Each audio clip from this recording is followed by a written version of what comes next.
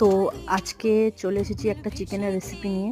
তো আজকে খুবই তাড়াহুড়োর মধ্যে চটজলদি চিকেন বানিয়েছিলাম, তোমরাও বাড়িতে ট্রাই করতে পারো, ভালোই খেতে হয়েছিল।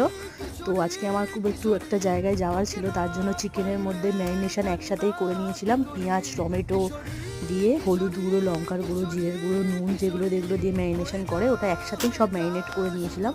করে গরম তেলে আলুগুলোকে ভেজার পরে সেই তেলের মধ্যে মাংসটাকে দিয়ে ভালো করে ঢাকা দিয়ে 3 থেকে 4 বার মতো ভালো করে নাড়াচাড়া করে, তো খুবই সুন্দর, খুবই টেস্টি খেতে হয়েছিল। তোমরা বাড়িতে অবশ্যই একবার ট্রাই করো, আর ট্রাই করলে কমেন্টে অবশ্যই আমাকে জানিও।